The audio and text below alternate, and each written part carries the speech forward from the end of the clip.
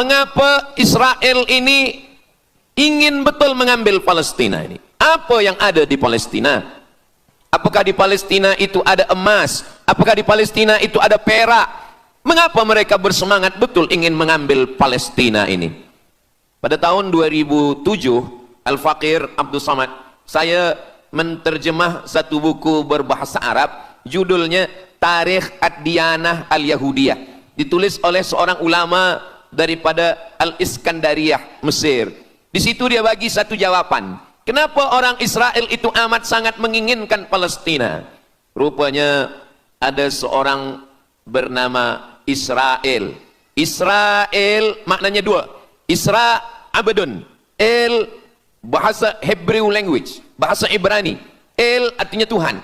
Israel artinya hamba Tuhan. Tapi mereka punya makna yang kedua. Israel artinya al-musari' lillah. Al-musari' lillah, orang yang bergulat, orang yang mengalahkan Tuhan. Rupanya Tuhan pernah kalah. Dan ketika Tuhan kalah, lalu Tuhan memberikan hadiah satu petak tanah, dan tanah itu adalah tanah Palestina menurut mereka. Jadi mereka meyakini bahwa ketika Tuhan dikalahkan oleh Israel, maka hadiahnya adalah bumi Palestina. Itulah kenapa mereka amat sangat ingin mengambil tanah itu. Tapi kita pula, Palestina bagi kita adalah hijrahnya Nabi Muhammad sallallahu alaihi wasallam yang dituliskan dalam Al-Qur'an. A'udzubillahi minasyaitonir rajim. Subhanalladzi asra bi'abdihi lailan minal masjidil haram ilal masjidil aqsa alladzi barakna haulah. Dulu semasa belajar di Al-Azhar ada satu subjek namanya Al-Milal wan Nihal. Al-Milal maknanya aliran-aliran keagamaan, wan Nihal agama-agama. Maka salah satu aliran itu disebut dengan Zion. Zion adalah nama satu bukit yang ada di Palestina. Lalu mereka mengambil nama ini sebagai satu gerakan dunia. Dalam bahasa Arabnya disebut dengan As-Sahyuniyah atau Zionis. Mereka ingin mengembalikan Yahudi ke Palestina. Apa yang membuat mereka ingin? Rupa-rupanya mereka meyakini bahwa mereka menunggu-nunggu seorang lelaki. Lelaki itu bernama Mesiah. Dalam bahasa mereka sebut dengan Mesiah. Dalam bahasa Arabnya adalah Al-Masih. Al-Masih diambil dari kata masaha. Masaha artinya disapu. Kita dalam wudhu ada menyapu. Idza qumtum ila shalah, kalau kamu ingin sembahyang, faghsilu wujuhakum, muka dibasuh. Wa aydiyakum ilal marafiq, tangan pun dibasuh hingga ke siku. Tapi kepala dengan telinga tidak dibasuh. Kepala dengan telinga disapu. Wamsahu biru'usikum, disapu. Jadi kenapa dia dikatakan Al-Masih? Kerana dua. Pertama, waktu lahirnya badannya disapu dengan minyak.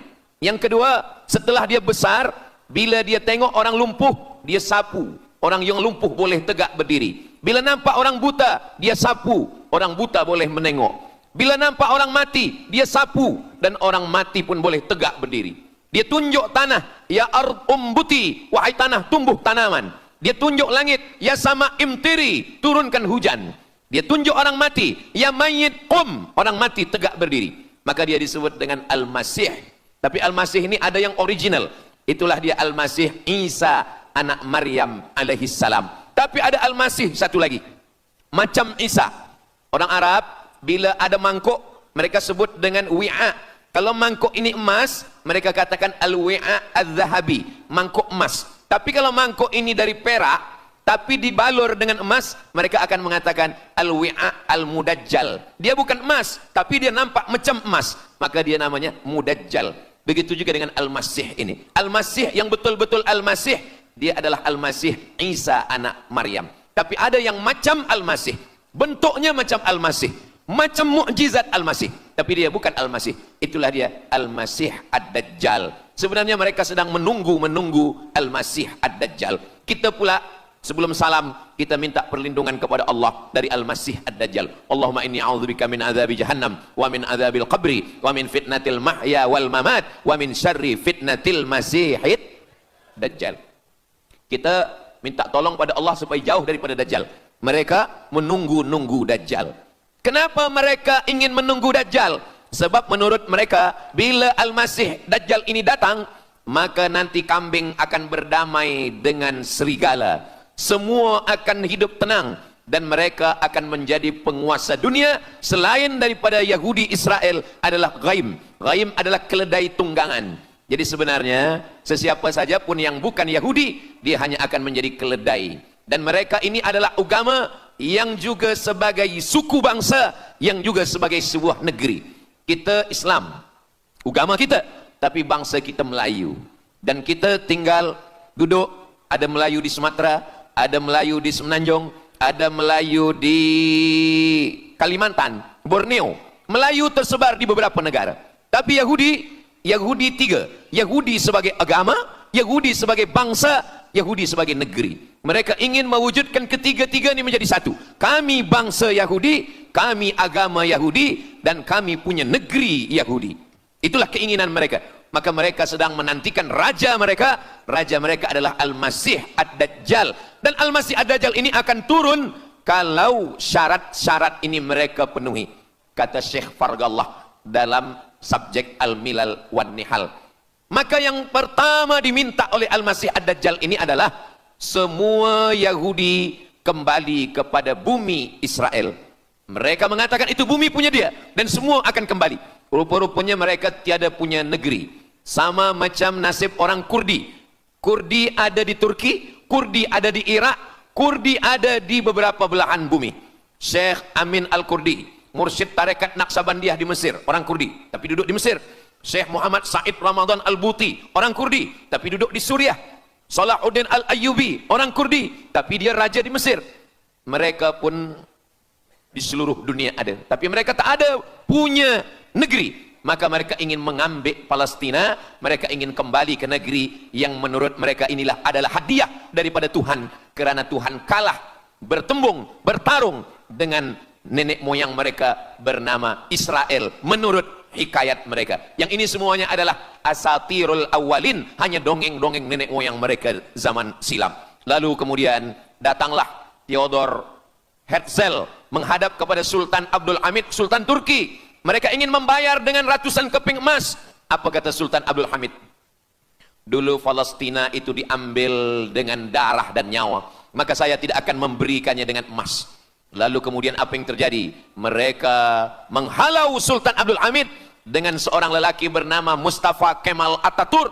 Lalu kemudian hilanglah khilafah Islamiyah. Ketika khilafah Islamiyah tahun 1924 ini jatuh, hilang, tumbang, maka ketika itu umat Islam tidak lagi ada pelindung.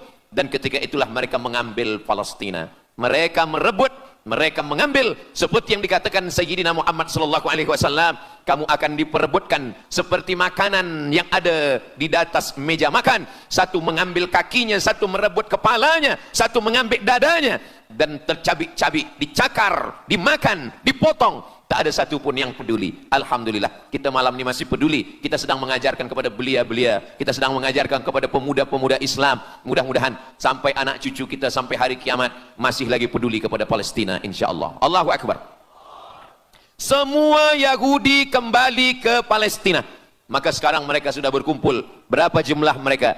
9 juta Yahudi sudah berada di Palestina. Itu syarat supaya Al-Masih itu turun. Sebab Al-Masih tidak mahu turun kalau Yahudi-Yahudi ini tidak kembali ke Palestina menurut mereka. Maka Yahudi dari Rusia kembali, Yahudi yang ada dari Amerika kembali semuanya.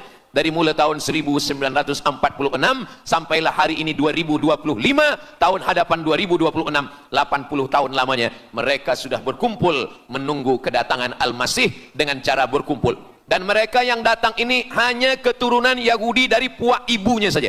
Yahudi ini tidak menerima dari puak ayah. Jadi kalau ada ayahnya Yahudi, emaknya tak Yahudi, dia tiada diterima. Sebab mereka guna dari puak ibu. Maka bila ibunya Yahudi, maka dia akan diterima. Ada satu Yahudi yang tidak diterima, Yahudi Falasha dari Afrika. Yahudi Falasha ini datang, mereka dari Ethiopia, mereka menyeberang ke Sudan, dari Sudan mereka masuk ke Mesir, dan mereka datang ke Palestina. Mereka pun nak masuk juga, tapi mereka tertolak. Sebab dia mengaku Yahudi, tapi kulit dia hitam. Saya tak tahu di tempat kita, tapi di tempat saya banyak juga Yahudi, namanya Yahudi pesek.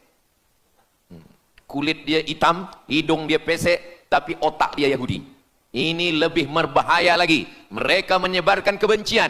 Jadi sebenarnya Yahudi adalah makhluk yang paling unsuri, rasisme. Mereka tiada menerima selain daripada Yahudi. Siapapun yang datang ingin mengaku orang Yahudi, kalau ditengok nasabnya tidak sesuai daripada ibu, dia tidak akan diterima. Sedarlah wahai orang yang membela-bela Yahudi. Wahai orang yang membela Yahudi, kalau kamu bukan Yahudi, maka kamu tidak akan diterima, kerana Yahudi adalah agama, Yahudi adalah bangsa, dan Yahudi adalah negeri. Mereka ingin mewujudkan ini. Maka berdatanganlah Yahudi beramai-ramai, lalu mereka pun turun ke Palestina. Sampai hari ini mereka terus berdatangan. Lalu kemudian yang kedua, syarat Yahudi didatangi oleh Al-Masih, Mesias, mereka mesti menanam tanaman yang hijau. Jadi kalau mereka bayangkan, Al-Masih ini sedang berada di langit, dia selalu memandang ke bawah, dia tengok Yahudi dah berkumpul atau belum. Kalau berkumpul dia tak nak turun. Bila dah berkumpul semua ramai, baru dia turun. Dah berkumpul 5 juta, dia belum juga turun. Dah berkumpul 9 juta, dia belum juga turun. Rupanya yang kedua, dia ingin supaya tanah Palestina itu hijau. Bila nanti dah hijau semua, baru dia turun. Dan tanaman yang hijau itu pun dia yang memilihkan tanamannya. Tanamannya adalah yang disebutkan Nabi 14 abad silam, Syajaratul Gharqad. Nanti semua akan membela umat Islam. Sampai-sampai batu berkata, apa kata batu? Ya abdallah, wahai hamba Allah, hadza Yahudi khalfi, ini di belakang saya ada Yahudi, faktulhu, bunuhlah dia.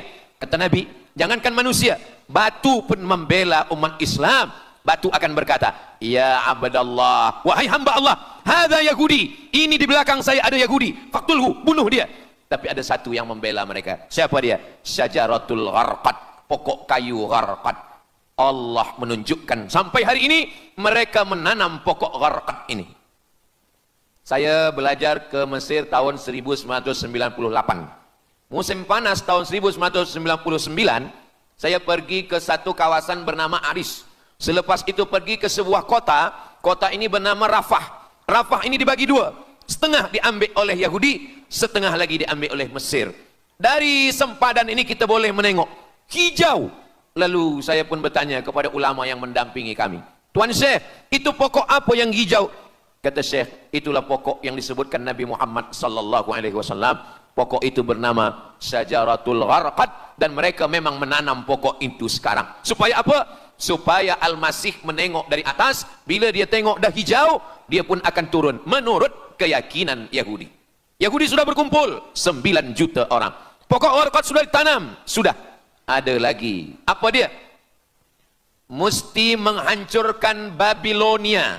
Babilonia adalah raja yang dulu menghancurkan kerajaan Yahudi. Nama rajanya Nebukadnezar. Nebukadnezar dari Babilonia menghancurkan kerajaan Yahudi. Maka Yahudi ini pendendam. Orang yang paling dendam di atas dunia ini adalah Yahudi. Nebukadnezar sudah lama musnah, tapi dendam mereka kepada Irak sampai hari ini. Babilonia itu adalah Irak. Maka siapapun yang menjadi penguasa, pasti mereka akan perintahkan untuk menghantam Irak. Dari mula George Bush sampailah sekarang, Irak selalu dihantam. Dituduh bahwa Irak ada punya senjata membunuh manusia. Mereka katakan bahwa Saddam Hussein ini ada memiliki senjata yang boleh menghancurkan peradaban manusia. Akhirnya mereka membunuh Saddam Hussein. Apa yang terjadi? Sampai hari ini Saddam Hussein tiada memiliki apapun untuk menghancurkan umat manusia. Jadi sebenarnya adalah ini agenda daripada Yahudi. Mereka ingin menghancurkan Babilonia, dan Babilonia itu adalah Irak pada zaman modern sekarang ini. Setiap penguasa-penguasa pasti menghancurkan Irak, sebab mereka amat sangat benci dan dendam kesumat kepada Irak. Ada buku judulnya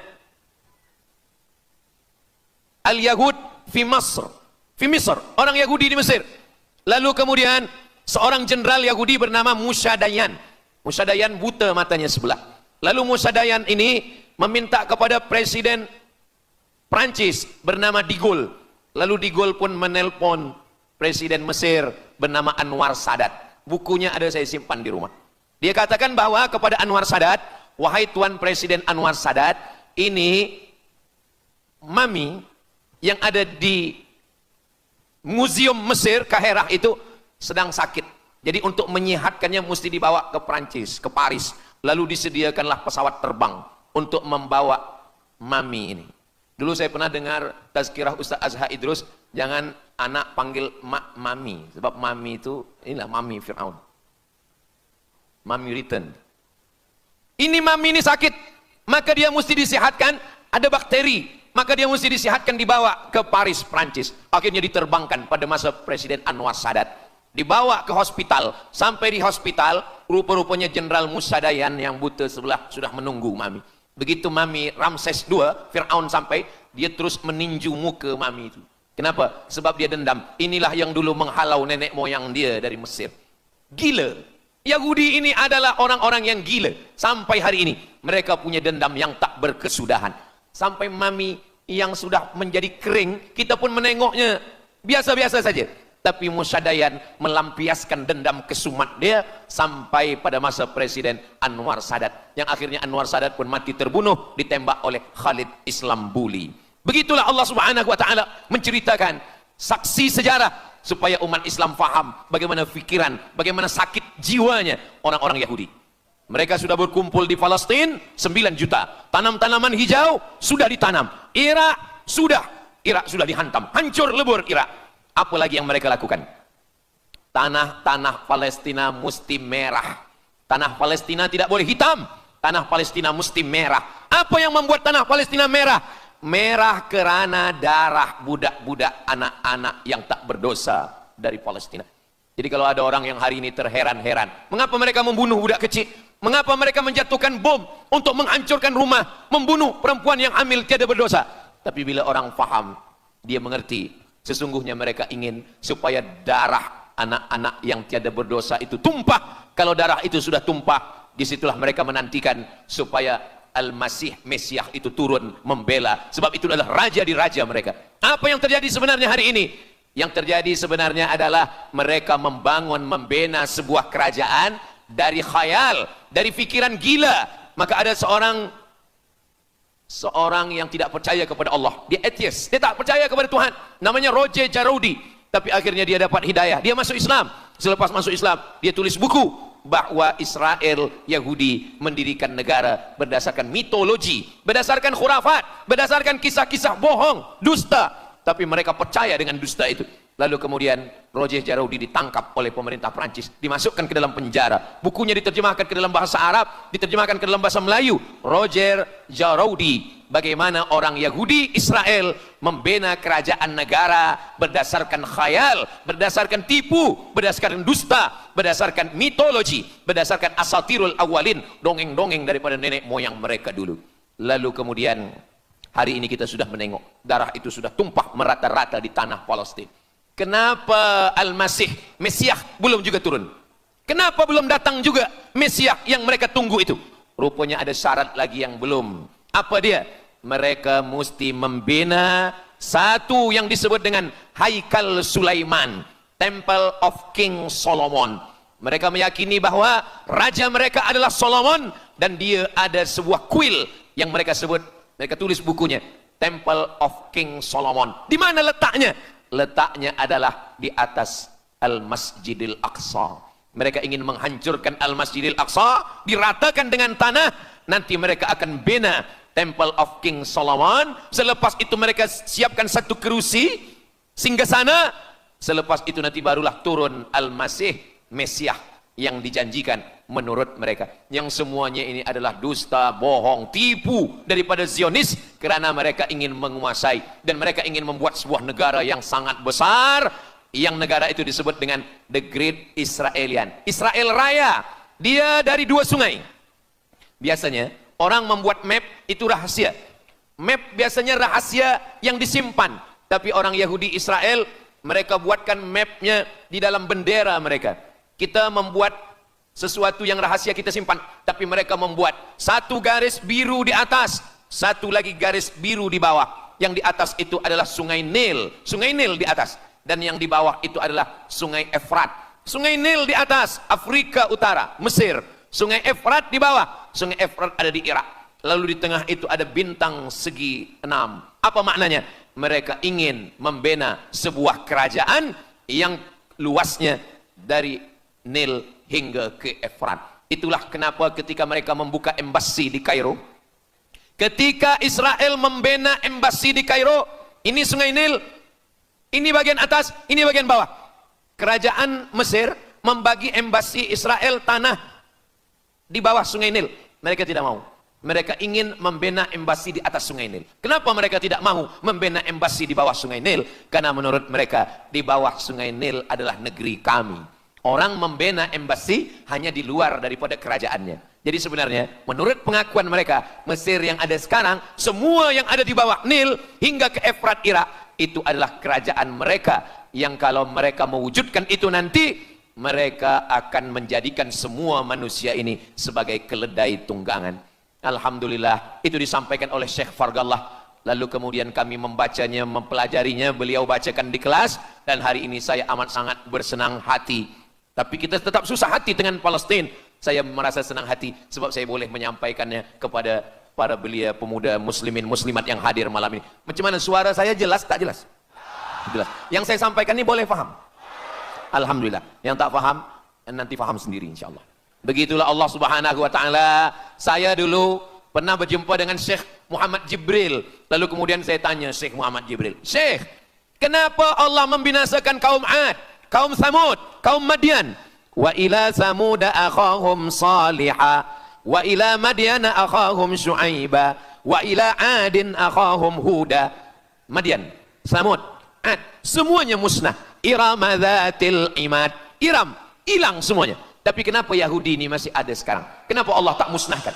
Kata Syekh Muhammad Jibril, Allah Maha Kuasa untuk memusnahkan Yahudi, Israel. Senang saja bagi Allah. Innama amruhu idza arada syai'an ayyakula lahu kun fayakun. Yahudi Israel mati semua rata dengan tanah. Satu jeritan malaikat mati mereka semua. Allah goncangkan bumi, habis mereka ditelan bumi. Ya bunayya, wahai anakku, kalaulah Israel Yahudi ini mati, lalu kamu masuk surga dengan apa, kata dia. Sebenarnya Allah masih menyisakan Yahudi ini supaya kita berjuang. Sekarang ada umat Islam yang amat sangat lemah. Dia bukannya ikut berjuang, tapi melemahkan perjuangan orang. Bila ada umat Islam yang berkumpul beramai-ramai, solidariti tentang Palestina, dia berkata, katanya Allah Maha Kuasa, kenapa Allah tak binasakan? Dulu, arsalna alaihim tayran ababil, datang burung ababil, tarmihim bi'ijaratin min sijil. Mana ababil sekarang? Kenapa Allah tak kirimkan ababil? Saya pun pernah tanyakan ini kepada masyayikh, Syekh, kenapa Allah tak kirimkan ababil? Dulu ketika Abdul Muttalib memegang kunci Ka'bah, masa itu tak ada orang beriman. Abdul Muttalib bersendirian, lalu kemudian dia datang ke Ka'bah, dia letakkan kunci itu. Ya Allah, inna li hadzal baiti rabban yahmih. Saya sendiri seorang saja, saya tak sanggup untuk menolong Ka'bah. Inna li hadzal baiti rabban yahmih. Ka'bah ini ada pemiliknya, Ka'bah ini ada pelindungnya, Allah akan melindungi. Itulah mengapa Allah mengirimkan alam tara kaifa fa'ala rabbuka bi ashabil fil alam yaj'al kaidahum fi tadlil. Kenapa Allah kirimkan tayran ababil? Karena tidak ada orang beriman, hanya Abdul Muttalib sendiri. Tapi sekarang 2 miliar orang beriman yang bersyahadat asyhadu an la ilaha illallah wa asyhadu anna muhammadan rasulullah. Itulah kenapa Allah tidak mengirimkan tayran ababil. Itulah kenapa Allah tidak membuatkan goncangan. Itulah kenapa. Tapi sedikit banyak Allah mulai menurunkan pertolongannya. Kalau sudah datang pertolongan Allah Subhanahu wa taala, idza jaa nasrullah, kalau sudah datang pertolongan Allah, idza jaa nasrullah wal fath, kemenangan. Wa ra'aitan nasa yadkhuluna fi dinillahi afwaja. Insyaallah, alaysa subuhu biqarib. Subuh tak lama lagi. Pertolongan Allah pasti datang. Nasrum minallah wa fathun qarib. Hasbunallah wa ni'mal wakil. Ni'mal maula wa ni'man nasir. Wala haula wala quwata illa billahil aliyil azim. Kalau kita seorang cikgu, kalau kita seorang ulama, sampaikanlah kepada umat. Sebagai seorang ayah, sampaikan kepada anak. Sebagai seorang ahli keluarga, kita mesti ingatkan, buatkan baju dengan lambang, simbol, bendera penderitaan Palestina. Kalau kita menonton dengan keluarga di rumah, tontonkan bagaimana penderitaan anak-anak di Palestina. Saya di rumah ada gambar besar, gambar Palestina. Sehingga setiap kali tamu datang, kita bercerita, dia tanya, ini gambar apa nih Ustaz? Inilah gambar saudara kita yang sedang teraniaya di Palestina. Malam ini kita guna sorban, kita pakai sorban yang mengingatkan kita kepada Palestina. Apapun yang kita lakukan, jangan lupa menyampaikan khutbah Jumat, kunut nazilah, Allahumma ansuril Islam wal muslimina fi Palestina. Silahul mu'min, ad-du'a silahul mu'min. Kalau kita tiada senjata lagi, maka sesungguhnya doa, man lam yahtam bi amril muslimin, siapa yang tak peduli kepada penderitaan saudaranya di Palestin, falaisa minhum, dia tidak diakui sebagai umat Nabi Muhammad sallallahu alaihi wasallam. Orang beriman bukan setakat sembahyang subuh, zuhur, asar, maghrib, isya. Orang beriman bukan setakat ditengok berapa kali dia ke Baitullah haji dan umrah, tapi orang beriman bagaimana perasaan dia kepada saudaranya. Maka kata Nabi SAW, la yu'minu ahadukum, kamu tidak beriman, kalaupun kamu beriman belum sempurna, hatta yuhibba li akhi, sampai engkau sayang kepada saudaramu. Ma yuhibbu li nafsih, sayang kepada saudara seperti sayang pada diri sendiri. Kalau anak saudara kita di Palestina teraniaya, kita lebih teraniaya. Kalau pipi kita dicubit sakit, begitu juga dengan saudara kita di Palestina. Kita memang hidup pada zaman yang susah, yang payah. Beruntunglah datuk nenek moyang kita 100 tahun yang lampau, mereka selamat dari fitnah ini. Tapi kita pun tak boleh mengutuk nasib. Mengapa saya hidup sekarang? Kenapa kami hidup tahun 1447 ini ya Allah? Tentu ada hikmahnya. Allah hidupkan kita hari ini. Kenapa saya tak hidup zaman Nabi? Kalau ada pemuda belia sekarang datang kepada Ustaz Abdul Somad, Ustaz Somad, kenapa saya tak hidup zaman Nabi? Kalau saya hidup zaman Nabi mungkin saya baik. Kamu yang komplain kepada Allah, kalau kamu hidup zaman Nabi mungkin tidak ikut Nabi, ikut Abu Lahab, ikut Abu Jahal. Kita dihidupkan Allah hari ini, kita masih bersama dengan guru kita, Al-Fadhil Ustaz Azhar Idrus. Kita masih bersama dengan orang-orang baik, orang mulia. Alaikum bil jamaah. Kata Nabi SAW, man syadza syadza finnar, jangan bersendirian, sendirian masuk neraka. Kita mesti berjamaah. Alhamdulillah, yang ada kuasa dengan kuasanya, yang ada fatwa dengan fatwanya, yang ada ilmu dengan ilmunya. Bagi penuntut-penuntut, pelajar-pelajar, tonton, buat video, buat apapun yang boleh kita buat, share, gambar, semuanya itu ada tanggung jawab kita di hadapan Allah Subhanahu wa taala. Kullukum ra'in, setiap kamu pemimpin, hadap ke Baitul Maqdis 17 hingga 18 bulan. Sampai akhirnya pada bulan Sya'ban turun ayat, qad nara taqalluba wajhika fis sama', kami menengok wajah engkau menghadap ke arah langit. Fawalli wajhaka syatral masjidil haram, hadapkanlah wajahmu ke arah Masjidil Haram. Lalu Nabi pun menghadap ke arah Masjidil Haram. Selepas itu sahabat datang beramai-ramai menjumpai Nabi Muhammad SAW.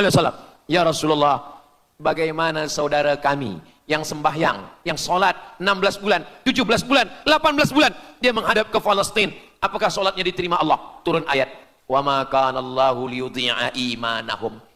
Tafsirnya, wa ma kana Allahu liyudhi'a salatahum. Allah tidak menyia-nyiakan sembahyang mereka, Allah tidak menyia-nyiakan solat mereka. Sembahyang mereka yang dulu menghadap ke Baitul Maqdis diterima Allah atau tidak, itu yang mereka cemaskan, itu yang mereka khawatirkan. Sembahyang yang 18 bulan itu yang mereka takutkan. Bagaimana kita sekarang? Bagaimana sembahyang saudara kita? Bagaimana puasa mereka? Bagaimana musim sejuk? Mereka sejuk. Bagaimana mereka tak boleh makan, tak boleh minum? Kalau kita sudah berbuat di luar kemampuan kita, kita tidak akan dituntut di hadapan Allah. La yukallifullahu nafsan illa wus'aha. Mudah-mudahan apa yang kita lakukan malam ini, kita bangkitkan semangat jamaah. Selemah-lemahnya adalah doa. Selemah-lemah kekuatan orang beriman adalah melafazkan doa kepada Allah supaya Allah memberikan pertolongan. Tak ada yang susah bagi Allah Subhanahu wa taala. Itulah yang boleh Al-Faqir sampaikan pada malam hari ini, solidariti kita tentang Palestina. Mudah-mudahan ada manfaatnya. Banyak cakap kata yang tak berkenan di hati, menyinggung perasaan, saya memohon maaf beribu-ribu maaf. Mudah-mudahan yang kita lakukan malam ini diridhai Allah Subhanahu wa taala dan boleh kita bawa bekal menghadap Allah. Bila kita mati ditanya oleh Allah, inilah jawaban kita. Kami sudah berkumpul, kami sudah bangkitkan semangat, kami sudah berdoa, kami sudah menjelaskan bagaimana jahat Yahudi. Mengapa Israel ini ingin betul mengambil Palestina ini? Apa yang ada di Palestina? Apakah di Palestina itu ada emas? Apakah di Palestina itu ada perak? Mengapa mereka bersemangat betul ingin mengambil Palestina ini? Pada tahun 2007, Al-Faqir Abdul Somad, saya menterjemah satu buku berbahasa Arab, judulnya Tarikh Ad-Diyanah Al-Yahudiyah, ditulis oleh seorang ulama daripada Al-Iskandariyah, Mesir. Di situ dia bagi satu jawaban. Kenapa orang Israel itu amat sangat menginginkan Palestina? Rupanya ada seorang bernama Israel. Israel maknanya dua. Isra abdun. El bahasa Hebrew language, bahasa Ibrani. El artinya Tuhan. Israel artinya hamba Tuhan. Tapi mereka punya makna yang kedua. Israel artinya al-musari' lillah. Al-musari' lillah, orang yang bergulat, orang yang mengalahkan Tuhan. Rupanya Tuhan pernah kalah. Dan ketika Tuhan kalah, lalu Tuhan memberikan hadiah satu petak tanah. Dan tanah itu adalah tanah Palestina. Menurut mereka. Jadi mereka meyakini bahwa ketika Tuhan dikalahkan oleh Israel, maka hadiahnya adalah bumi Palestina. Itulah kenapa mereka amat sangat ingin mengambil tanah itu. Tapi kita pula, Palestina bagi kita adalah hijrahnya Nabi Muhammad sallallahu alaihi wasallam yang dituliskan dalam Al-Qur'an. A'udzubillahi minasyaitonir rajim. Subhanalladzi asra bi'abdihi lailan minal masjidil haram ilal masjidil aqsa alladzi barakna haulah. Dulu semasa belajar di Al-Azhar ada satu subjek namanya Al-Milal wan Nihal. Al-Milal maknanya aliran-aliran keagamaan. Wan Nihal agama-agama. Maka salah satu aliran itu disebut dengan Zion. Zion adalah nama satu bukit yang ada di Palestina. Lalu mereka mengambil nama ini sebagai satu gerakan dunia. Dalam bahasa Arabnya disebut dengan As-Sahyuniyah atau Zionis. Mereka ingin mengembalikan Yahudi ke Palestina. Apa yang membuat mereka ingin? Rupa-rupanya mereka meyakini bahwa mereka menunggu-nunggu seorang lelaki. Lelaki itu bernama Mesiah. Dalam bahasa mereka sebut dengan Mesiah. Dalam bahasa Arabnya adalah Al-Masih. Al-Masih diambil dari kata masaha. Masaha artinya disapu. Kita dalam wudhu ada menyapu. Idza qumtum ila shalah, kalau kamu ingin sembahyang, faghsilu wujuhakum, muka dibasuh. Wa aydiyakum ilal marafiq, tangan pun dibasuh hingga ke siku. Tapi kepala dengan telinga tidak dibasuh. Kepala dengan telinga disapu. Wamsahu biruusikum, disapu. Jadi kenapa dia dikatakan Al-Masih? Kerana dua. Pertama, waktu lahirnya badannya disapu dengan minyak. Yang kedua, setelah dia besar, bila dia tengok orang lumpuh, dia sapu. Orang yang lumpuh boleh tegak berdiri. Bila nampak orang buta, dia sapu. Orang buta boleh menengok. Bila nampak orang mati, dia sapu. Dan orang mati pun boleh tegak berdiri. Dia tunjuk tanah, ya ard umbuti, wahai tanah tumbuh tanaman. Dia tunjuk langit, ya sama imtiri, turunkan hujan. Dia tunjuk orang mati, ya mayyit qum, orang mati tegak berdiri. Maka dia disebut dengan Al-Masih. Tapi Al-Masih ini ada yang original. Itulah dia Al-Masih Isa anak Maryam alaihi salam. Tapi ada Al-Masih satu lagi. Macam Isa. Orang Arab bila ada mangkuk, mereka sebut dengan wi'a. Kalau mangkuk ini emas, mereka katakan al-wi'a az-zahabi, mangkuk emas. Tapi kalau mangkuk ini dari perak, tapi dibalur dengan emas, mereka akan mengatakan al-wi'a al-mudajjal. Dia bukan emas, tapi dia nampak macam emas, maka dia namanya mudajjal. Begitu juga dengan Al-Masih ini. Al-Masih yang betul-betul Al-Masih, dia adalah Al-Masih Isa anak Maryam.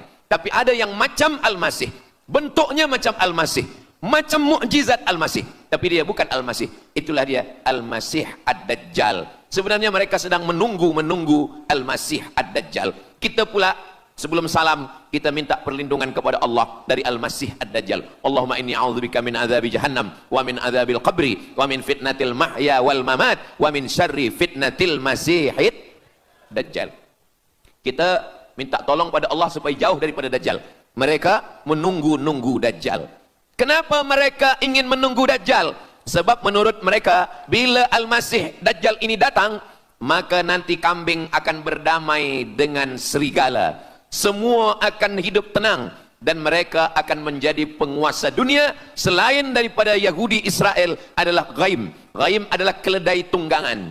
Jadi sebenarnya sesiapa saja pun yang bukan Yahudi, dia hanya akan menjadi keledai. Dan mereka ini adalah agama yang juga sebagai suku bangsa, yang juga sebagai sebuah negeri. Kita Islam, agama kita, tapi bangsa kita Melayu.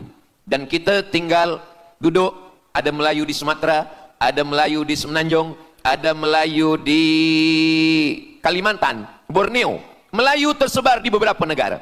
Tapi Yahudi tiga. Yahudi sebagai agama, Yahudi sebagai bangsa, Yahudi sebagai negeri. Mereka ingin mewujudkan ketiga-tiga ini menjadi satu. Kami bangsa Yahudi, kami agama Yahudi, dan kami punya negeri Yahudi. Itulah keinginan mereka. Maka mereka sedang menantikan raja mereka. Raja mereka adalah Al-Masih Ad-Dajjal. Dan Al-Masih Ad-Dajjal ini akan turun kalau syarat-syarat ini mereka penuhi. Kata Syekh Fargallah dalam subjek Al-Milal wan Nihal. Maka yang pertama diminta oleh Al-Masih Ad-Dajjal ini adalah semua Yahudi kembali kepada bumi Israel. Mereka mengatakan itu bumi punya dia dan semua akan kembali. Rupa-rupanya mereka tiada punya negeri. Sama macam nasib orang Kurdi. Kurdi ada di Turki, Kurdi ada di Irak, Kurdi ada di beberapa belahan bumi. Syekh Amin Al-Kurdi, mursyid tarekat Naqsabandiyah di Mesir, orang Kurdi, tapi duduk di Mesir. Syekh Muhammad Said Ramadan Al-Buti, orang Kurdi, tapi duduk di Suriah. Salahuddin Al-Ayyubi, orang Kurdi, tapi dia raja di Mesir.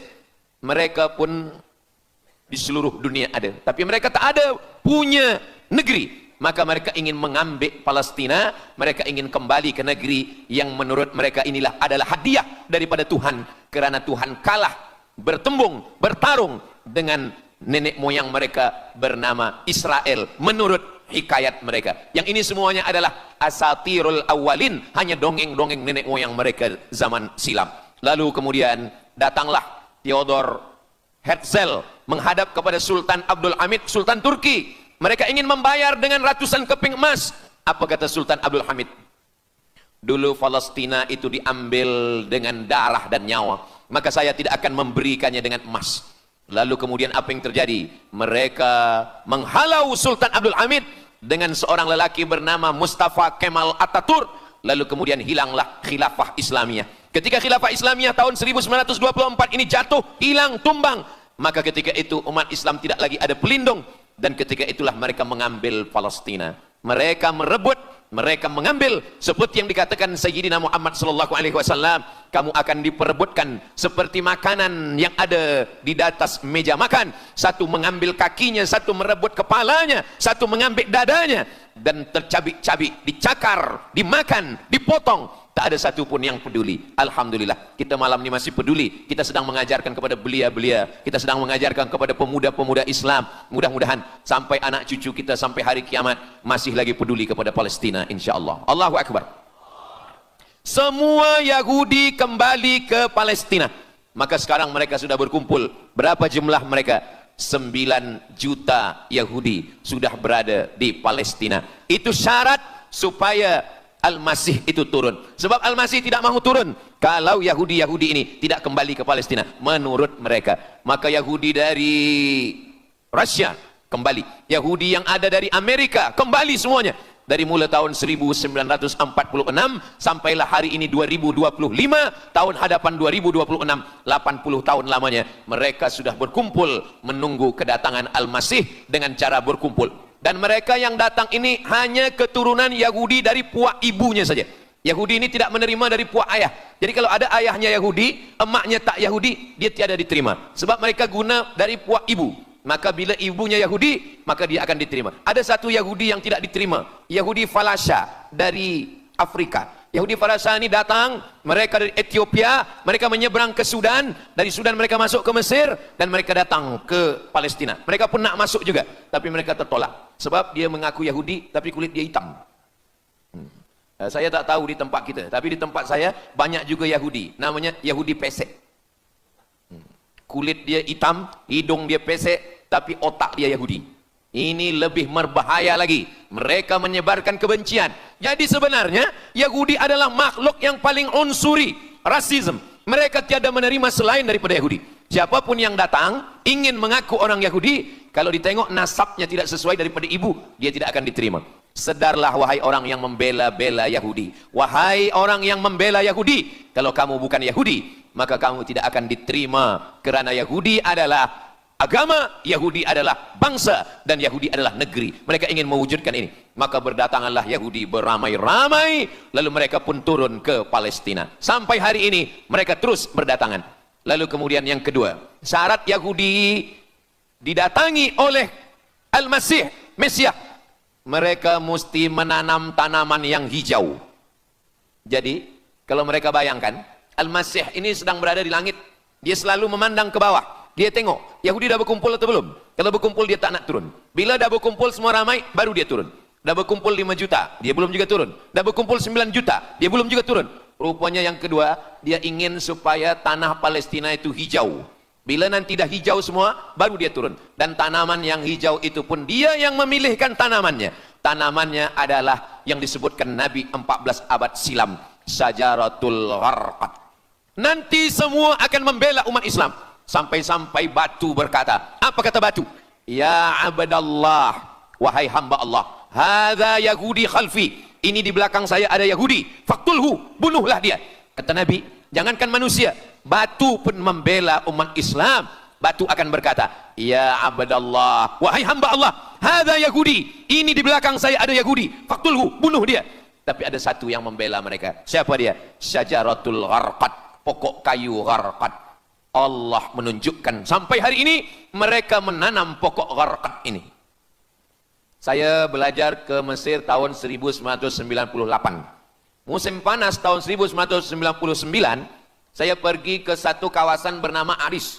Selepas itu pergi ke sebuah kota, kota ini bernama Rafah. Rafah ini dibagi dua, setengah diambil oleh Yahudi, setengah lagi diambil oleh Mesir. Dari sempadan ini kita boleh menengok hijau. Lalu saya pun bertanya kepada ulama yang mendampingi kami, Tuan Syekh, itu pokok apa yang hijau? Kata Syekh, itulah pokok yang disebutkan Nabi Muhammad sallallahu alaihi wasallam. Pokok itu bernama Syajaratul Gharqad, dan mereka memang menanam pokok itu sekarang. Supaya apa? Supaya Al-Masih menengok dari atas, bila dia tengok dah hijau, dia pun akan turun menurut keyakinan Yahudi. Yahudi sudah berkumpul 9 juta orang. Pokok Gharqad sudah ditanam, sudah. Ada lagi. Apa dia? Mesti menghancurkan Babilonia. Babilonia adalah raja yang dulu menghancurkan kerajaan Yahudi. Nama rajanya Nebukadnezar. Nebukadnezar dari Babilonia menghancurkan kerajaan Yahudi. Maka Yahudi ini pendendam. Orang yang paling dendam di atas dunia ini adalah Yahudi. Nebukadnezar sudah lama musnah, tapi dendam mereka kepada Irak sampai hari ini. Babilonia itu adalah Irak. Maka siapapun yang menjadi penguasa, pasti mereka akan perintahkan untuk menghantam Irak. Dari mula George Bush sampailah sekarang, Irak selalu dihantam. Dituduh bahwa Irak ada punya senjata membunuh manusia. Mereka katakan bahwa Saddam Hussein ini ada memiliki senjata yang boleh menghancurkan peradaban manusia. Akhirnya mereka membunuh Saddam Hussein. Apa yang terjadi? Sampai hari ini Saddam Hussein tiada memiliki apapun untuk menghancurkan umat manusia. Jadi sebenarnya adalah ini agenda daripada Yahudi. Mereka ingin menghancurkan Babilonia, dan Babilonia itu adalah Irak pada zaman modern sekarang ini. Setiap penguasa-penguasa pasti menghancurkan Irak, sebab mereka amat sangat benci dan dendam kesumat kepada Irak. Ada buku judulnya Al-Yahud fi Masr, fi Misr, orang Yahudi di Mesir. Lalu kemudian seorang jenderal Yahudi bernama Musa Dayan. Musa Dayan buta matanya sebelah. Lalu Musa Dayan ini meminta kepada Presiden Prancis bernama De Gaulle. Lalu De Gaulle pun menelpon Presiden Mesir bernama Anwar Sadat. Bukunya ada, saya simpan di rumah. Dia katakan bahwa kepada Anwar Sadat, wahai Tuan Presiden Anwar Sadat, ini mami yang ada di Museum Mesir Kaherah itu sedang sakit. Jadi untuk menyehatkannya mesti dibawa ke Prancis, ke Paris. Lalu disediakanlah pesawat terbang untuk membawa mami ini. Dulu saya pernah dengar tazkirah Ustaz Azhar Idrus, jangan anak panggil mak mami, sebab mami itu, inilah mami Fir'aun. Mami return. Ini mami ini sakit, maka dia mesti disihatkan, ada bakteri, maka dia mesti disihatkan, dibawa ke Paris, Prancis. Akhirnya diterbangkan pada masa Presiden Anwar Sadat. Dibawa ke hospital, sampai di hospital, rupa-rupanya Jenderal Musa Dayan yang buta sebelah sudah menunggu mami. Begitu mami Ramses II, Fir'aun sampai, dia terus meninju muka mami itu. Kenapa? Sebab dia dendam. Inilah yang dulu menghalau nenek moyang dia dari Mesir. Gila. Yahudi ini adalah orang-orang yang gila. Sampai hari ini, mereka punya dendam yang tak berkesudahan. Sampai mami yang sudah menjadi kering, kita pun menengoknya biasa-biasa saja. Tapi Musa Dayan melampiaskan dendam kesumat dia sampai pada masa Presiden Anwar Sadat, yang akhirnya Anwar Sadat pun mati terbunuh ditembak oleh Khalid Islambuli. Begitulah Allah Subhanahu wa taala menceritakan saksi sejarah supaya umat Islam faham bagaimana pikiran, bagaimana sakit jiwanya orang-orang Yahudi. Mereka sudah berkumpul di Palestina 9 juta. Tanam-tanaman hijau sudah ditanam. Irak sudah dihantam, hancur lebur Irak. Apa lagi yang mereka lakukan? Tanah Palestina mesti merah. Tanah Palestina tidak boleh hitam. Tanah Palestina mesti merah. Apa yang membuat tanah Palestina merah? Merah karena darah budak-budak anak-anak yang tak berdosa dari Palestina. Jadi kalau ada orang yang hari ini terheran-heran, mengapa mereka membunuh budak kecil? Mengapa mereka menjatuhkan bom untuk menghancurkan rumah, membunuh perempuan yang hamil tiada berdosa? Tapi bila orang faham, dia mengerti, sesungguhnya mereka ingin supaya darah anak-anak yang tiada berdosa itu tumpah. Kalau darah itu sudah tumpah, disitulah mereka menantikan supaya Al-Masih, Mesiah itu turun membela. Sebab itu adalah raja di raja mereka. Apa yang terjadi sebenarnya hari ini? Yang terjadi sebenarnya adalah mereka membangun, membina sebuah kerajaan dari khayal, dari fikiran gila. Maka ada seorang yang tidak percaya kepada Allah. Dia atheist, dia tak percaya kepada Tuhan. Namanya Roger Jaroudi. Tapi akhirnya dia dapat hidayah. Dia masuk Islam. Selepas masuk Islam, dia tulis buku bahwa Israel, Yahudi mendirikan negara berdasarkan mitologi, berdasarkan khurafat, berdasarkan kisah-kisah bohong, dusta. Tapi mereka percaya dengan dusta itu. Lalu kemudian Roger Jaroudi ditangkap oleh pemerintah Prancis, dimasukkan ke dalam penjara. Bukunya diterjemahkan ke dalam bahasa Arab, diterjemahkan ke dalam bahasa Melayu. Roger Jaroudi, bagaimana orang Yahudi Israel membina kerajaan negara berdasarkan khayal, berdasarkan tipu, berdasarkan dusta, berdasarkan mitologi, berdasarkan asatirul awalin, dongeng-dongeng daripada nenek moyang mereka dulu. Lalu kemudian hari ini kita sudah menengok darah itu sudah tumpah merata-rata di tanah Palestina. Kenapa Al-Masih, Mesiah belum juga turun? Kenapa belum datang juga Mesiah yang mereka tunggu itu? Rupanya ada syarat lagi yang belum. Apa dia? Mereka mesti membina satu yang disebut dengan Haikal Sulaiman, Temple of King Solomon. Mereka meyakini bahwa raja mereka adalah Solomon, dan dia ada sebuah kuil yang mereka sebut, mereka tulis bukunya, Temple of King Solomon. Di mana letaknya? Letaknya adalah di atas Al-Masjidil Aqsa. Mereka ingin menghancurkan Al-Masjidil Aqsa, diratakan dengan tanah. Nanti mereka akan bina Temple of King Solomon. Selepas itu mereka siapkan satu kerusi singgasana. Selepas itu nanti barulah turun Al-Masih, Mesiah yang dijanjikan menurut mereka. Yang semuanya ini adalah dusta, bohong, tipu daripada Zionis, kerana mereka ingin menguasai dan mereka ingin membuat sebuah negara yang sangat besar, yang negara itu disebut dengan The Great Israelian, Israel Raya. Dia dari dua sungai.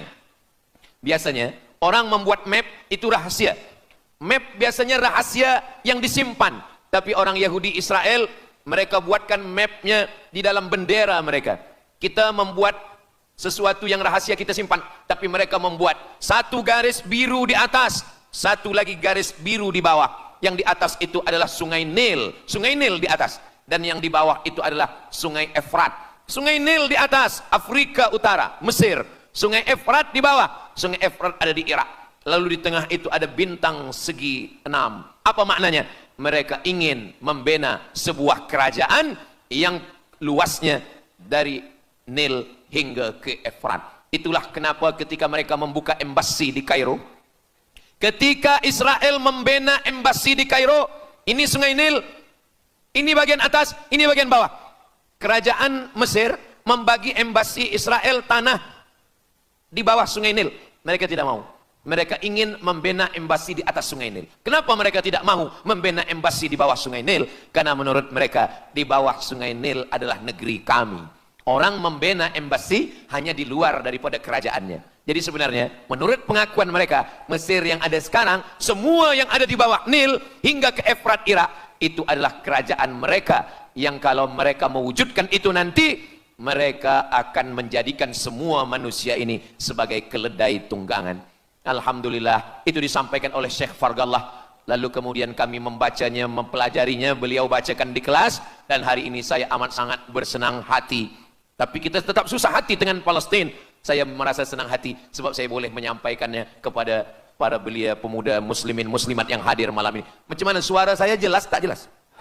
Jelas. Yang saya sampaikan ini boleh faham? Alhamdulillah. Yang tak faham, nanti faham sendiri insyaAllah. Begitulah Allah Subhanahu wa ta'ala. Saya dulu pernah berjumpa dengan Syekh Muhammad Jibril. Lalu kemudian saya tanya Syekh Muhammad Jibril, Syekh, Kenapa Allah membinasakan kaum Ad, kaum Samud, kaum Madian? Wa ila Samud akhahum Salihah, wa ila Madian akhahum Syuaiba, wa ila Adin akhahum Huda. Madian, Samud, Ad, semuanya musnah. Iram dzatil imad. Iram, hilang semuanya. Tapi kenapa Yahudi ini masih ada sekarang? Kenapa Allah tak musnahkan? Kata Syekh Muhammad Jibril, Allah Maha Kuasa untuk memusnahkan Yahudi, Israel. Senang saja bagi Allah. Innama amruhu idza arada syai'an ayyakula lahu kun fayakun. Yahudi Israel mati semua rata dengan tanah. Satu jeritan malaikat mati mereka semua. Allah goncangkan bumi, habis mereka ditelan bumi. Ya bunayya, wahai anakku, kalaulah Israel Yahudi ini mati, lalu kamu masuk surga dengan apa, kata dia. Sebenarnya Allah masih menyisakan Yahudi ini supaya kita berjuang. Sekarang ada umat Islam yang amat sangat lemah. Dia bukannya ikut berjuang, tapi melemahkan perjuangan orang. Bila ada umat Islam yang berkumpul beramai-ramai, solidariti tentang Palestin, dia berkata, katanya Allah Maha Kuasa, kenapa Allah tak binasakan? Dulu, arsalna alaihim tayran ababil, datang burung ababil, tarmihim bi'ijaratin min sijil. Mana ababil sekarang? Kenapa Allah tak kirimkan ababil?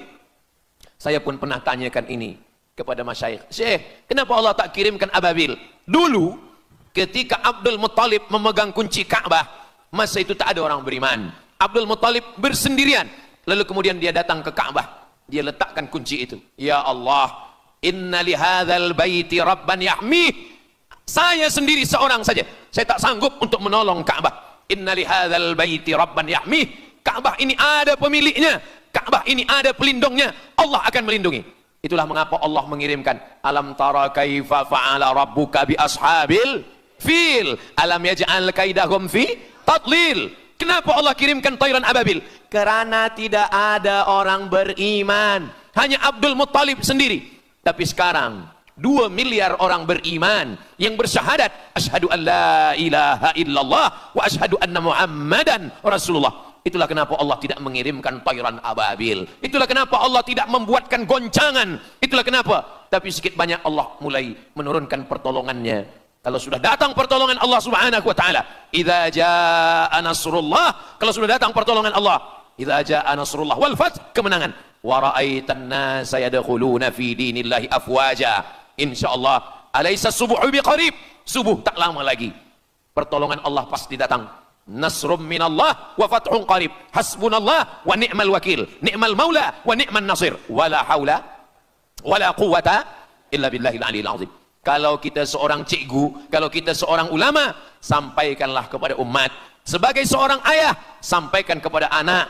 Sebagai seorang ahli keluarga, kita mesti ingatkan, buatkan baju dengan lambang, simbol, bendera penderitaan Palestin. Kalau kita menonton dengan keluarga di rumah, tontonkan bagaimana penderitaan anak-anak di Palestin. Saya di rumah ada gambar besar, gambar Palestin. Sehingga setiap kali tamu datang, kita bercerita, dia tanya, ini gambar apa nih Ustaz? Inilah gambar saudara kita yang sedang teraniaya di Palestin. Malam ini kita guna sorban, kita pakai sorban yang mengingatkan kita kepada Palestin. Apapun yang kita lakukan, jangan lupa menyampaikan khutbah Jumat, kunut nazilah, Allahumma ansuril Islam wal muslimina fi Palestin. Silahul mu'min, ad-du'a silahul mu'min. Kalau kita tiada senjata lagi, maka sesungguhnya doa. Man lam yahtam bi amril muslimin, siapa yang tak peduli kepada penderitaan saudaranya di Palestin, falaisa minhum, dia tidak diakui sebagai umat Nabi Muhammad sallallahu alaihi wasallam. Orang beriman bukan setakat sembahyang subuh, zuhur, asar, maghrib, isya. Orang beriman bukan setakat ditengok berapa kali dia ke Baitullah haji dan umrah, tapi orang beriman bagaimana perasaan dia kepada saudaranya. Maka kata Nabi SAW, la yu'minu ahadukum, kamu tidak beriman, kalaupun kamu beriman, belum sempurna, hatta yuhibba li akhi, sampai engkau sayang kepada saudaramu. Ma yuhibbu li nafsih, sayang kepada saudara seperti sayang pada diri sendiri. Kalau anak saudara kita di Palestina teraniaya, kita lebih teraniaya. Kalau pipi kita dicubit sakit, begitu juga dengan saudara kita di Palestina. Kita memang hidup pada zaman yang susah, yang payah. Beruntunglah datuk nenek moyang kita 100 tahun yang lampau. Mereka selamat dari fitnah ini. Tapi kita pun tak boleh mengutuk nasib. Mengapa saya hidup sekarang? Kenapa kami hidup tahun 1447 ini ya Allah? Tentu ada hikmahnya. Allah hidupkan kita hari ini. Kenapa saya tak hidup zaman Nabi? Kalau ada pemuda belia sekarang datang kepada Ustaz Abdul Somad. Ustaz Somad, kenapa saya tak hidup zaman Nabi? Kalau saya hidup zaman Nabi mungkin saya baik. Kamu yang komplain kepada Allah, Kalau kamu hidup bersama Nabi mungkin tidak ikut Nabi, ikut Abu Lahab, ikut Abu Jahal. Kita dihidupkan Allah hari ini, kita masih bersama dengan guru kita, Al-Fadhil Ustaz Azhar Idrus. Kita masih bersama dengan orang-orang baik, orang mulia. Alaikum bil jamaah. Kata Nabi SAW, man syadza finnar, jangan bersendirian, sendirian masuk neraka. Kita mesti berjamaah. Alhamdulillah, yang ada kuasa dengan kuasanya, yang ada fatwa dengan fatwanya, yang ada ilmu dengan ilmunya. Bagi penuntut-penuntut, pelajar-pelajar, tonton, buat video, buat apapun yang boleh kita buat, share, gambar, semuanya itu ada tanggung jawab kita di hadapan Allah Subhanahu wa taala. Kullukum ra'in, setiap kamu pemimpin, hadap ke Baitul Maqdis 17 hingga 18 bulan. Sampai akhirnya pada bulan Sya'ban turun ayat, qad nara taqalluba wajhika fis sama', kami menengok wajah engkau menghadap ke arah langit. Fawalli wajhaka syatral masjidil haram, hadapkanlah wajahmu ke arah Masjidil Haram. Lalu Nabi pun menghadap ke arah Masjidil Haram. Selepas itu sahabat datang beramai-ramai menjumpai Nabi Muhammad SAW. Ya Rasulullah, bagaimana saudara kami yang sembahyang, yang sholat 16 bulan, 17 bulan, 18 bulan, dia menghadap ke Palestina, apakah sholatnya diterima Allah? Turun ayat, wa ma kana Allahu liyudhi'a imanahum. Tafsirnya, wa ma kana Allahu liyudhi'a sholatahum. Allah tidak menyia-nyiakan sembahyang mereka, Allah tidak menyia-nyiakan sholat mereka. Sembahyang mereka yang dulu menghadap ke Baitul Maqdis diterima Allah atau tidak, itu yang mereka cemaskan, itu yang mereka khawatirkan. Sembahyang yang 18 bulan itu yang mereka takutkan.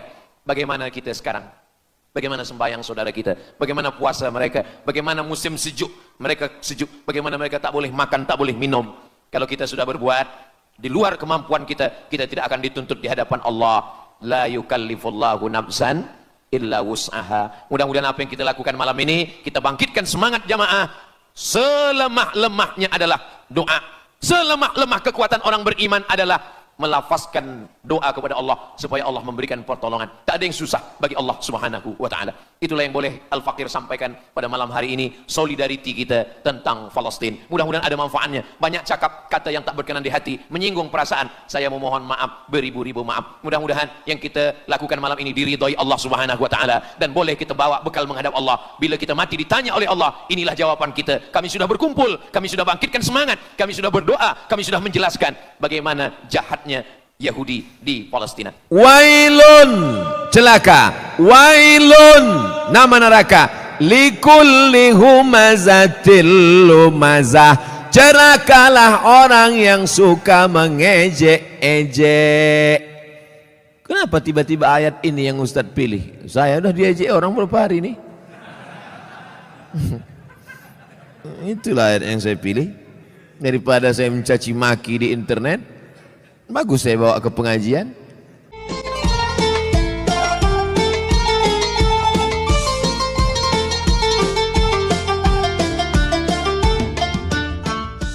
Assalamualaikum warahmatullahi wabarakatuh.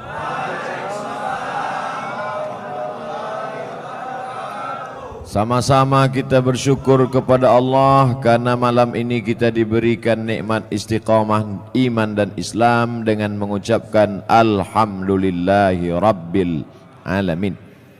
Berselawat kepada Rasulullah dengan mengucapkan Allahumma salli ala Sayyidina Muhammad wa ala ali Sayyidina Muhammad. Saya sampaikan materi ini lebih kurang 1 jam 60 menit.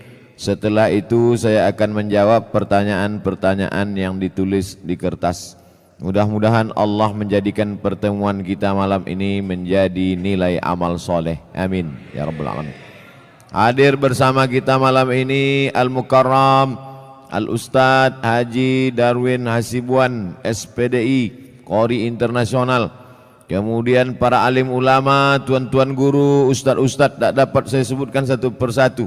Ketua beserta seluruh pengurus masjid, yang besar tak dihimbau gelar, yang kecil tak disebut nama. InsyaAllah kita semuanya mendapatkan pahala jihad fi sabilillah. Amin ya rabbal alamin. Bagi yang di luar mohon maaf, tak usah tengok ke dalam ini, tengok aja layar-layar. Tak ada layar, tengoklah ke sini sikit-sikit. Kami rasanya dari dalam ini menengok keluar macam menengok akuarium.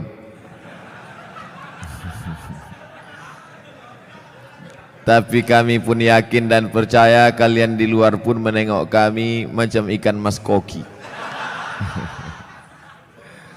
Jadi ternyata kami di luar, kalian di dalam. Kita ini semuanya sama-sama melihat orang dengan cara pandang kita. Kita seringkali menengok orang dengan cara pandang kita, padahal kita disuruh merasakan perasaan orang lain. Betul? La yu'minu ahadukum, kamu tak beriman hatta yuhibba li akhihi, sampai kau sayang kepada saudaramu ma yuhibbu li nafsihi, sama seperti sayang pada diri sendiri. Apa bukti imannya mantap? Karena dia sudah haji, karena ke Makkah, karena sudah bangun masjid, infak sedekah. Betul? Tapi puncak daripada mengukur iman adalah bagaimana merasakan perasaan saudara kita. Susah dia, susah juga kita. Puncak iman adalah ketika tapak kaki orang tertusuk duri, sakit tapak kaki kita. Nah, itu baru sampai pada puncak iman. Puncak iman adalah ketika sakit anak orang, ikut kita merasakan seolah-olah itu anak kita. Nah, itu baru sampai pada puncak iman. Banyak orang menganggap anak orang anak dia, tak masalah. Yang jadi masalah bini orang bini dia, itu masalah. Baik, malam ini kita akan membaca satu surah dalam Al-Quran yang selalu dibaca imam saat solat. A'udzubillahi minasyaitonir rajim. Wailul likulli humazatil lumazah. Wail artinya celaka. Yang selama ini suka mengejek orang, mencaci maki orang, celaka. Arobahlah, wail. Wail artinya celaka. Makanya Allah Ta'ala menyebut beberapa orang celaka dalam Quran. Wailul lil mutaffifin, celaka orang yang curang memainkan timbangan. Kalau dia belanja ke pasar matanya tajam. Kurang.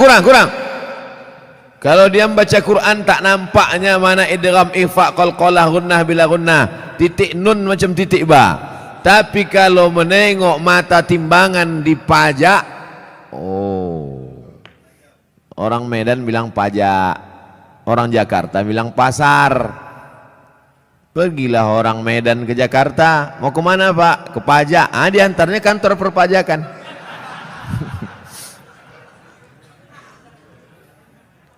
Wailul lil mutaffifin, celaka orang yang main-main timbangan. Hati-hati tukang timbang pokok sawit, tukang timbang buah sawit. Asal ditimbang 50 kilo, tandan besar 50 kilo, tandan kecil 50 kilo. Kenapa begini? Rupanya memang udah di setel timbangan tuh, mau besar mau kecil 50 kilo.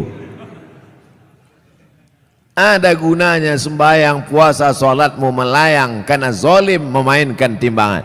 Tak ada gunanya pengajian malam ini. Bukti pengajian malam ini berhasil bukan karena layarnya banyak di luar, bukan. Bukti pengajian malam ini berhasil apa? Besok pagi yang berjualan berdagang di pasar, luruskan balik timbangan. Siap? Tak semuanya siap kata dia. Tengok besok lah Pak Ustaz. Ditimbang di pasar, betul. Dibawa ke rumah, rupanya 7 on setengah. 1/4 kilo hilang. 5 orang belanja, 1 kilo 2 on setengah sudah kau makan harta orang dengan cara batil. Patutlah pagi petang siang malam berdoa, doamu tak dikabulkan Allah Subhanahu wa taala. Kenapa? Makan haram. Ustaz nyinggung pedagang aja, singgunglah PNS. Payah kita nyurus akte kelahiran nanti. Maksudnya yang PNS masuk, yang lain-lain masuk juga. Rasakan aja lah sendiri. Jangan mentang-mentang ku bilang timbangan hanya pedagang saja yang kena. Betul? Nah, wailul lil musallin. Kita baru membahas masalah wail. Ayat yang kita bahas wailul likulli humazatil lumazah, tapi digunakan kata wailul lil mutaffifin, celaka orang yang main timbangan. Wailul lil musallin, celaka orang yang sholat celaka. Itu maka banyak orang tak sholat sekarang. Kau kenapa tak sholat?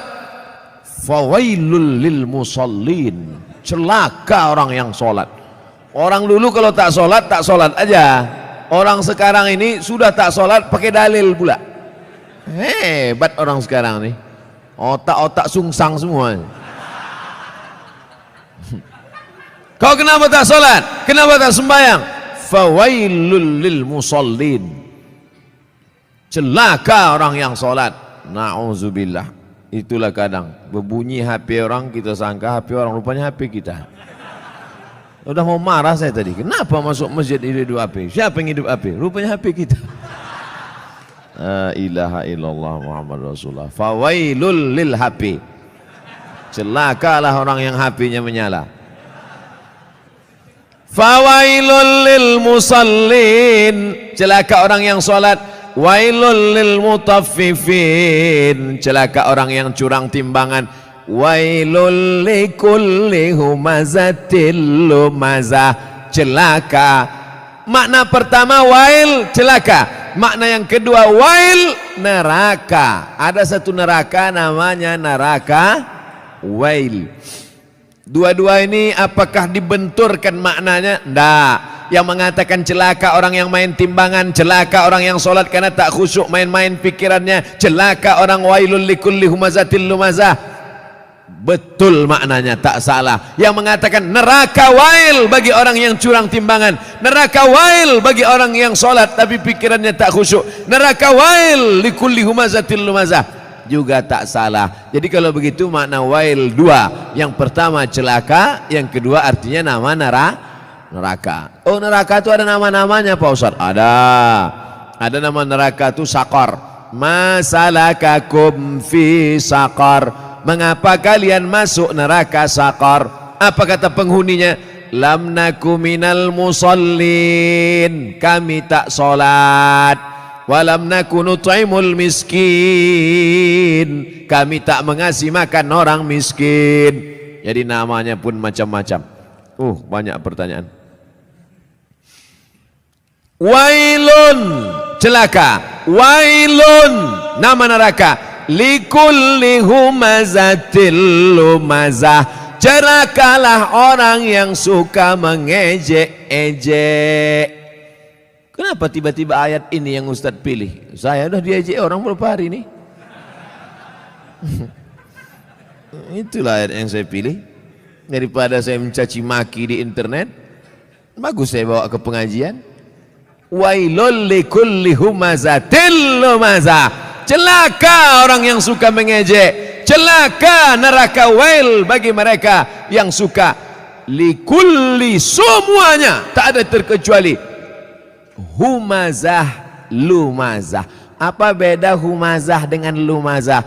Humazah mengejek dengan mulut.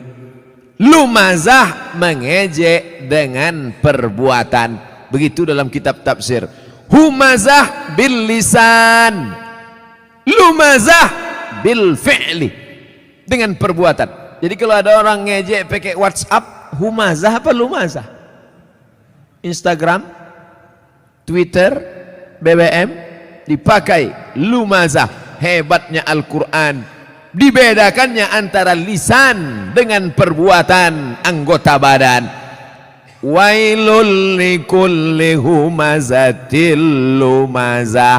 Celaka dan nerakalah bagi orang yang mengolok mengejek orang lain dengan lisan lidah maupun dengan tangan anggota badan. Ada orang mulutnya diam tapi perbuatannya luar biasa. Ada orang tak buat apa-apa tapi lidahnya luar biasa. Ada orang mulutnya diam, tangannya tak berbuat, no action, hatinya saja. Yang hati dimaafkan Allah selama tidak diperturutkan. La yukallifullahu nafsan illa. Kenapa orang mengejek? Karena tidak klarifikasi.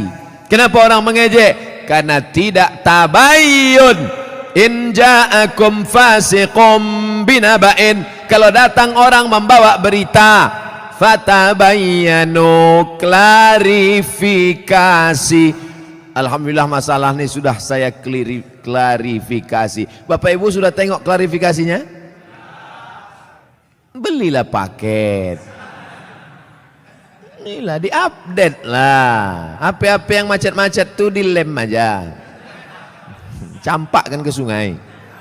Saudaraku yang dimuliakan Allah Subhanahu wa taala, kira-kira penjelasan saya itu sudah jelas? Jelas insyaallah. Siapa yang tak jelas betungkik telinganya. Nanti yang mengupload nih di internet, kalian buatlah terjemah di situ. Tungki adalah telinga benanah. Banyak orang yang tak paham itu. Wailul likulli humazatil lumazah. Lalu siapa lagi yang celaka? Kita lanjutkan. Allazi jama'a malau wa'addadah. Saya sebetulnya mau nunjukkan aja, kira-kira masih jauh dari Kori internasional. Tapi sikit-sikit jadilah kan. Apalagi perbuatan orang ini, lidahnya mengejek, tangannya mengejek, perbuatannya mencela. Ada lagi perbuatan yang paling mengerikan. Jama'a, mengumpul, malau, harta, wa'ad, dadah, menghitung. Kerjanya dua aja, ngitung, ngumpul, ngitung, ngumpul, ngitung, ngumpul, ngitung, batuk, mati. Yang ada di otaknya duit, duit, duit, duit. Sampai sembahyang zuhur pun 5 rakaat. Allahu Akbar. At-tahiyatul barakatuh. Berapa harga karet sekarang? Mana? Ini lautan. Allazi jama'a malau wa'addada. Ngumpul ngitung, ngumpul ngitung, ngumpul ngitung. Ada kenikmatan sendiri menghitung-hitung harta itu. Tanah di sana sekian hektar, yang di sini hektar. Tahu kau tanah yang itu luasnya? Tahu. Punya siapa? Punya orang. Na'udzubillah. Tapi saya yakin jamaah masjid Darul Haq, dar rumah, hak benar. Darul Haq, rumah kebenaran. Di sini rumah kebenaran. Lain dari sini salah. Siapa yang mau cari kebenaran datang ke Darul Haq, betul? Lain nama masjid nih.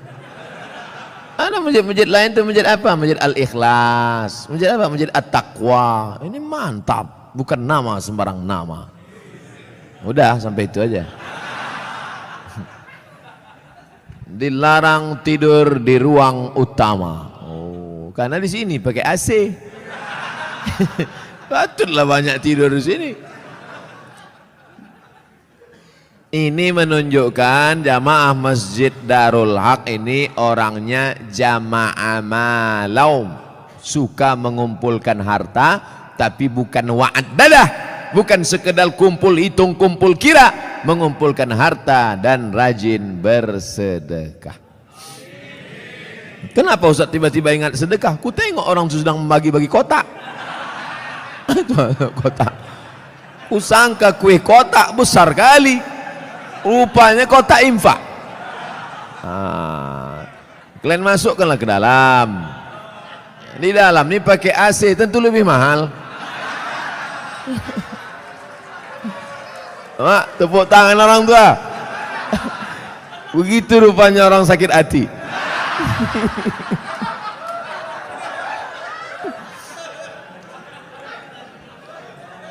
Artinya kata orang tuh, kami di luar panas, duit-duit receh nggak apa-apalah kata dia. Tak apa-apa, kalian sedekah pakai duit kerincing pun masuk surga insyaallah. Cuman agak lama lah sikit. Dikumpul harta, pergi pagi pulang petang, masuk ruko keluar toko, dikumpul duit, kumpul, mati. Bisa dibawa mati? Tak bisa. Bapak yang malam ini di dompetnya ada 500.000, masuk ke kotak ini 100.000, yang dibawa mati yang 100-nya apa yang 400? Yang dibawa mati yang 100.000-nya apa yang 400? Yang 100. Sekarang saya mau tanya, yang mau dibawa mati yang banyak apa yang sedikit? Masukkan yang banyak tuh. Begitu cara menjebak jamaah nih. Disimpan. Bapak Ibu, kalau ada tetangga kawan jamaah Masjid Darul Haq yang pelit, bin kikir, bin bakhil, bin medit, bin kedekut. Panggillah dia. Ada satu ayat kata Ustaz Somad untuk kau, sengaja diturunkan Allah untuk kau aja. Hebat itu. Aku tak datang pula kemarin di Masjid Darul Haq itu. Apa nama ayatnya? Ini dia. Jama'a malau wa'addadah. Mengumpul harta dan menghitung, ngumpul-ngitung mati. Lama hidup banyak dirasa, jauh berjalan banyak ditengok, lama pengajian banyak jumpa orang-orang kaya yang pelit. Akhirnya kemana Pak Haji Pulan kemarin yang pelit minta ampun tuh? Mati Pak Ustad. Rumahnya yang 2 lantai itu kemana? Udah dijual Pak Ustad. Bininya udah diambil berondong. Makanya kalau ada yang kalian pelit-pelit, tak ada saya suruh. Saya orangnya ceramah tak suka nyuruh-nyuruh orang. Tak pernah saya suruh, bersedekahlah, bersedekah. Tak ada pernah saya suruh. Mau sedekah silakan. Yang tak sedekah, ya tak apa-apa. Tapi tengoklah. Tak ada khusus suruh. Tengoklah bini kalian diambil orang nanti. Hah? Tukar mic. Kaya jamaahnya. Saya udah ceramah 30 menit. Rupanya di sini asal 30 menit ganti mikrofon.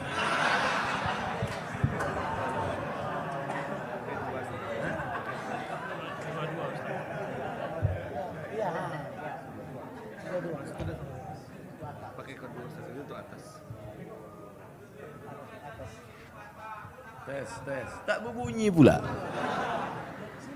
Macam-macam DJ kurasa.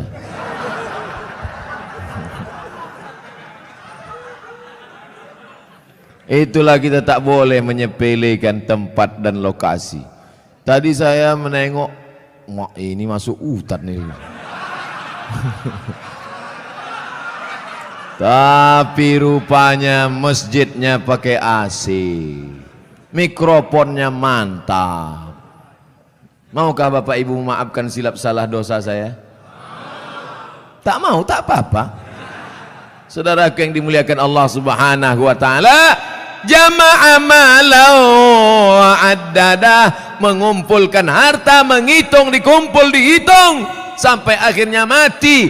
Mana yang dibawa mati? Bisa mobil bawa mati? Siapa bilang mobil tak bisa bawa mati?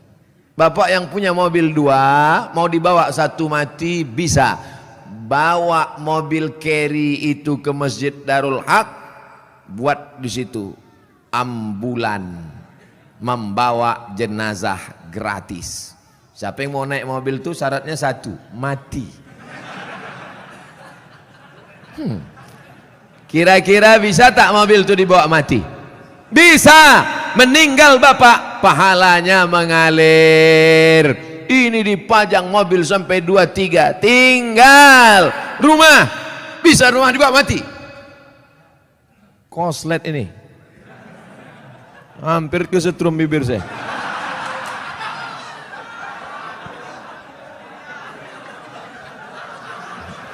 Akan datang kalau ngasih mic ke saya, dites dulu. Sakitnya tak seberapa, malunya.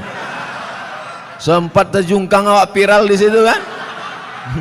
Ustadz Abdul Somad tak jadi ceramah mulut koslet. Siapa yang malu? Orang Tembung.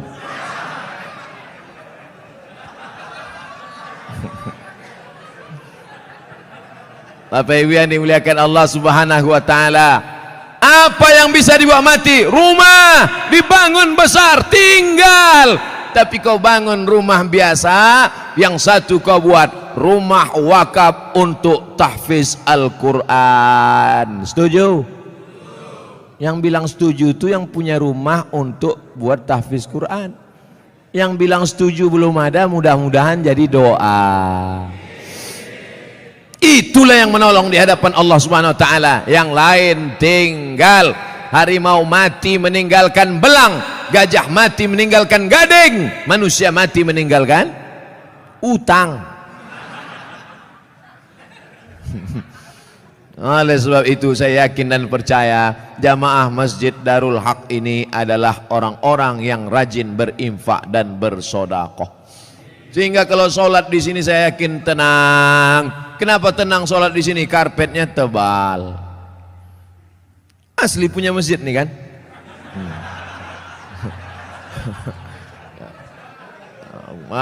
Kadang ada jamaah nih saking memuliakan ustadz dipinjam karpet.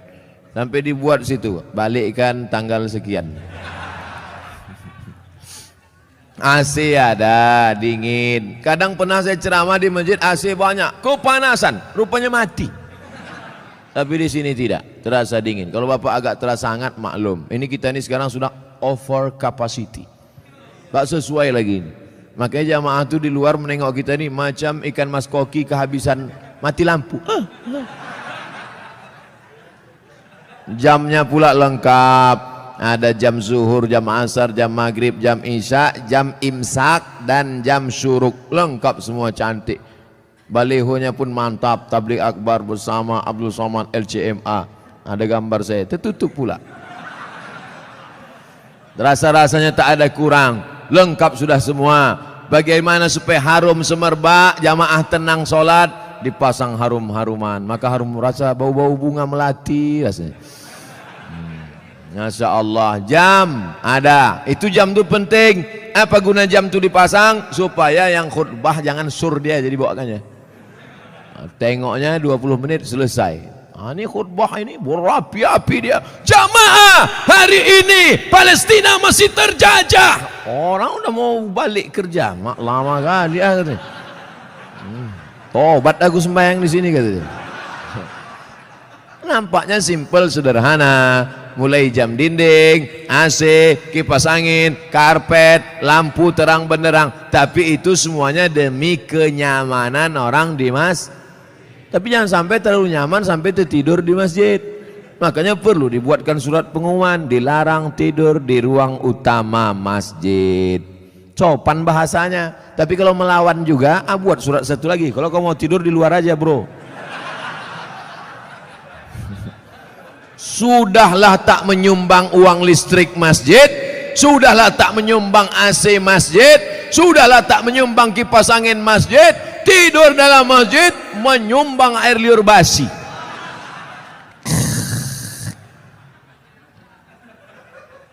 Haram. Kenapa? Karena mengganggu. Imatatul adza anit tariq, perbuatan amal yang paling ringan, membuang yang mengganggu dari tepi jalan. Selalu diterjemahkan dalam hadis membuang duri dari tepi jalan. Imatatul adza, adza bukan duri, sesuatu yang mengganggu di tepi jalan. Kalau membuang yang mengganggu di tepi jalan berpahala, bagaimana dengan orang membuat yang mengganggu di dalam masjid? Bukan jalan, di karpet masjid, di tempat orang sujud, di situlah air liur sambal belacan tumpah. Allahu Akbar. Imam khusyuk, makmum busuk. Yang saya sampaikan ini nampaknya simpel sederhana, tapi kalau tidak dijaga, maka yang sudah dilakukan jamaah Darul Haq baik, bagus, tetap kita jaga ke depan supaya kita tak masuk dalam neraka wail, tak masuk yang dikecam Allah. Jama'a malau wa'addadah. Terus ayat apa lagi? Yahsabu anna malahu akhladah. Yahsabu, dia menyangka, malahu, hartanya itu, akhladah, membuat dia kekal abadi. Rumahku yang besar membuat aku kekal abadi, mobilku yang mewah membuat aku kekal abadi, cincin permataku membuat aku kekal abadi. Maka digalilah kuburan batu di Mesir, ditemukan jenazah perempuan di dalam. Nama perempuan itu Nefertiti. Siapa namanya? Nefertiti, bukan jembatan. Nefertiti, perempuan tercantik, permata-permata, tinggal kering kerontang, semuanya tinggal tak bermakna. Yahsabu anna malahu akhladah. Dia menyangka dengan hartanya dia kekal abadi. Tidak saudaraku, tapi dengan harta orang bisa abadi. Mana contohnya? masjid depan Istana Maimun, masjid Kesultanan Melayu Delhi, dengan harta orang bisa abadi. Dengan cara apa? Membangun masjid. Alhamdulillah, Masjid Darul Haq. Siapa yang mewakafkan tanah dulu? Siapa yang mewakafkan atap dulu? Siapa yang mewakafkan? Ini wakaf-wakaf orang meninggal. Saya tak tahu entah siapa yang mewakafkannya, tanpa saya sebutkan namanya. Untuk almarhum Fulan bin Fulan Alfa, tak perlu. Sampai pahala kita malam ini pengajian dari jam 9 sampai jam 10, dari jam 10 sampai entah jam berapa nanti tanya jawab, mengalirlah pahala, teranglah kuburnya, lapanglah makamnya, dijauhkan Allah kuburnya dari lubang neraka, dijadikan Allah kuburnya salah satu dari taman-taman surga. Yang sudah membangun masjid, alhamdulillah. Yang belum membangun, na'uzu. Yang sudah ku kasih tahu tak juga mau mendengar, mati ajalah. Saudaraku yang dimuliakan Allah, kalau begitu orang Islam ini perlu kaya apa miskin? Kaya. Man bana masjidan, siapa yang bangun masjid, banallah mislahu baitan fil jannah. Yang bangun masjid, dibangunkan satu istana dalam surga. Kalau mau kekal abadi, bangun masjid. Kalau mau kekal abadi, bangun masjid. Sayang sama emak, buat masjid nama emak. Sayang sama suami, jangan buat nama suami. Nanti meninggal dia, mau kawin sekali lagi.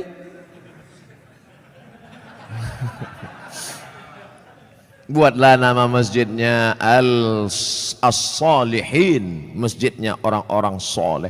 Kau mau sholat kemana? Aku mau sholat ke masjid. Masjid apa namanya? Baitus Soman. Soman itu Allah, bukan saya. Saya ini Abdus Soman, hamba Allah. Ada orang bukan hamba Allah, Abdus Syaiton. Hamba setan. Panggilan set. Saudara yang dimuliakan Allah Subhanahu wa taala, yahsabu anna malahu akhladah, disangkanya dengan hartanya itu dia bisa kekal abadi.